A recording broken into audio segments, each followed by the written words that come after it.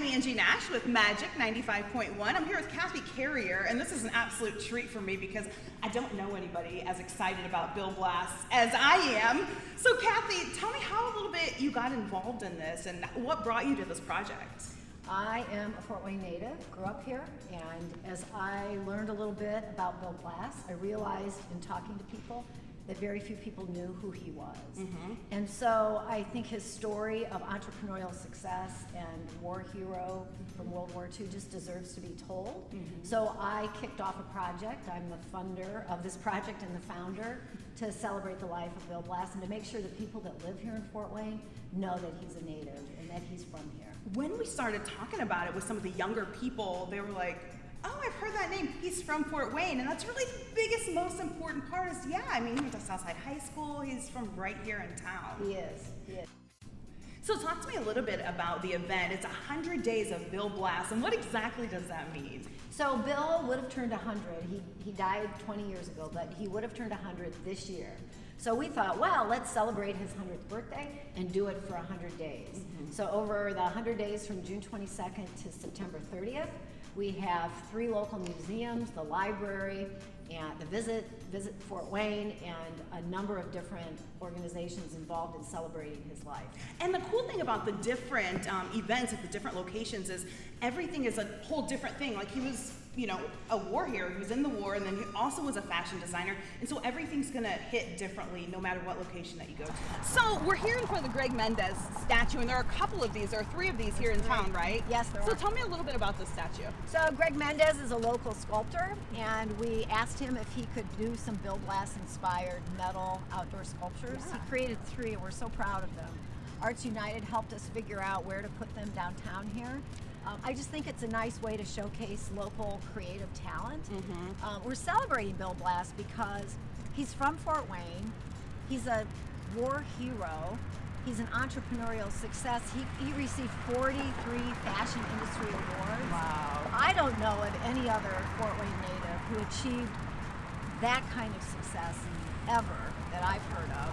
And I just think that as Fort Wayne people, we deserve to be proud of him. Yes. And we need to tell our kids and grandkids and friends and neighbors about this amazing man. Now we're at the History Center, and this is amazing because they have a completely different Bill Blass display here, and mostly we're focusing here on his World War II Ghost Army sketch information, Yes. right? Yes. So Bill was part of an 1,100 person unit in World War II called the Ghost Army. All they did was deception, ploys to deceive the Germans. We're so proud of this. This is the sketchbook that Bill used in World War II just to sketch some of his dress designs. So his dream of becoming a fashion designer was alive and well during World War II. Now I heard that this logo here is one of the original logos that he had sketched.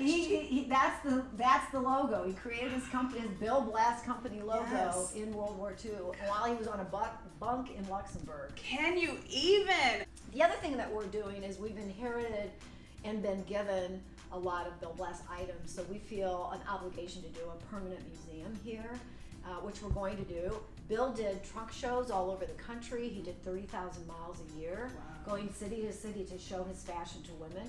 So we're purchasing, I just found them this week, gigantic trunks that we'll use to put our items in. We're going to have a portable Bill Blass museum in these trunks, so people can see this display even beyond September 30th. And also I want to mention, because I think this is pretty fun, the Bill Blass port is available here at the History Center as well. Yeah, you can get, we really want to teach children. So all 14 library branches have Bill Blass to go kits.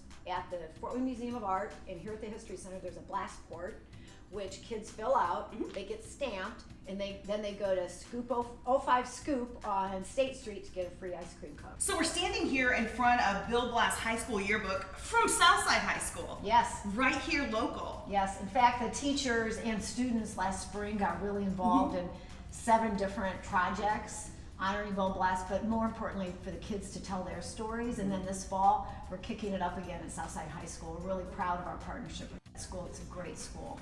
Oh, speaking of Back to Class with Bill Blass is your chance to win a $50 gas card. Just listen to Andy and Kat in the mornings on MAJIC 95.1, and they're going to have that for you.